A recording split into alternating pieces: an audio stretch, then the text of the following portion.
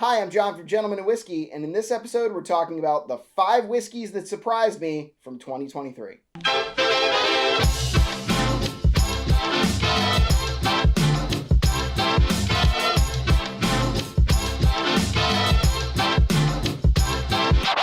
2023 was a crazy year for whiskey. I've personally been an enthusiast since about 2019 or so, and 2023 I think is the best year that I've actually seen so far in the industry. We've had some crazy releases this year. We've had JD12 drop, which was an absolute banger. We had Elijah Craig Barrel Proof C923, which kicked that 12-year age statement, took it up a notch and had the highest proof since C920. We had Stag 23A, which I thought was a very good release, one of the best since probably 14-15. And we also saw Jack Daniel's Single Barrel Proof Rye hit. If you didn't watch the live stream, we did a blind of our 5 whiskeys of the year, and surprisingly, Jack Daniel's Single Barrel Proof Rye came out on top. We'll be releasing those in shorts if you want to see the rest of the list, but don't want to watch the whole live stream. But that's not what this list is. It's about the 5 whiskeys that surprised me in a good way in 2023. So let's cut the chatter and let's get at her. The first whiskey on this list is Hughes Bros Toasted. This is actually a bottle that is the toasted version of one that we had in our G&W's Jewel Rye, our tasting group. This is a 6-year MGP at 114.54 proof. And honestly, it was a flavor bomb for me. I got a lot of like apple juice and like non-typical rye notes off of it. I think it's a really decent value for what you get. It comes in at about $70. I would absolutely pay that. Possibly look to replace this if I finish this in a timely manner. This one is number 5 for me. Let's check out number 4. This is Ben Holiday Rickhouse Proof. This is 6-year age-stated Missouri bourbon, and it's Rickhouse proof, or really it's batch proof if we're being honest, because it is the proof of a batch, kind of like Elijah Craig Barrel Proof. They're just saying it's Rickhouse proof because it all comes from one Rickhouse, similar to the way that Russell's has done their single Rickhouse series. It's a term that means absolutely nothing. We had the bottled and bond version of this earlier in the year, and it just didn't really do it for me. It was kind of uncomplex. It was basically just bourbon. There wasn't a lot of flavor notes. There was just kind of like everything meshing together, and it really wasn't what I'm looking for out of bourbon. This, however, has a lot of those same flavor notes, but it gives it to you in a way that is complex and interesting. It's got some fruitiness, some brown sugar, leather, oak, and kind of all rolls into one.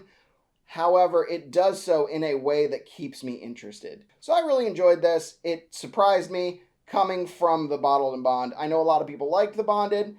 It just wasn't for me. Coming in next on our list, we have Old Emmer Cask Strength Wheated Bourbon. So this is a Total Wine Spirits Direct product. It's available at pretty much every Total Wine ever. They will push it to you if you stand looking confused in the bourbon aisle for too long. It is a high wheat mash bill, and it says on the back, our proprietary mash bill pays homage to Old Emmer, an ancient wheat strain with distinctive aroma and taste. That sounds a lot like another bourbon that was released last year, the Daniel Weller, which also says it has Emmer wheat used in it. I'm not sure where this is from.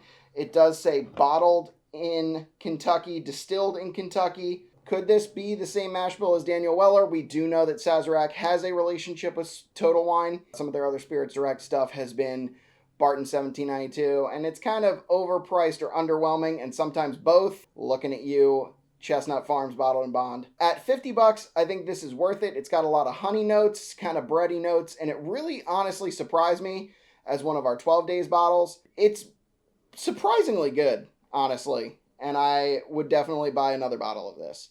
All right, coming in at number 2, or the second most surprising bottle, the next one, however you want to say it. This is Oak and Eden. It is a wheat bourbon finished with an Amburana oak spire. I know we talked about this a lot during the live stream, but you can see the spire right there.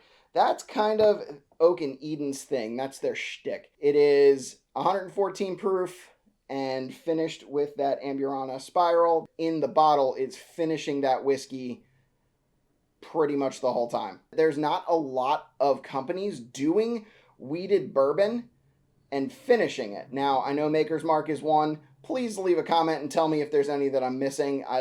Honestly, Maker's is the only one that I can think of off the top of my head. I actually think the Amburana went really well with the wheated bourbon. It kind of created like a really, we use this word snickerdoodle cookie. This to me is a snickerdoodle cookie in a glass in a way that Nulu Amberana or some of the other ones that I've had just aren't. It's very sweet. It's very flavorful. Got that cinnamon. Shout out to Nick from Sawbulls Markets. This is actually his pick, and he absolutely convinced me to buy a bottle of this because I would not have gotten it if he did not say something, but he allowed me to taste it beforehand, and I thought it was really good, so I bought a bottle, and I probably wouldn't have broken my rule of not getting backups and bought a second bottle.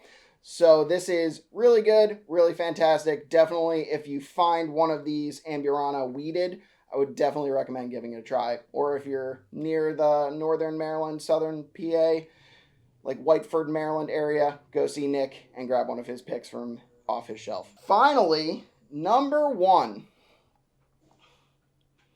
My definitely most surprising bottle of the year, thanks to my friend Vin Tran from the 717 Bourbon Society. He introduced me to this. He actually basically made me try it. So thank you, Vin. You found probably what is my wife's favorite whiskey at the moment, and one of the ones that I'm hitting the hardest right now. This is Whistle Pig Piggyback.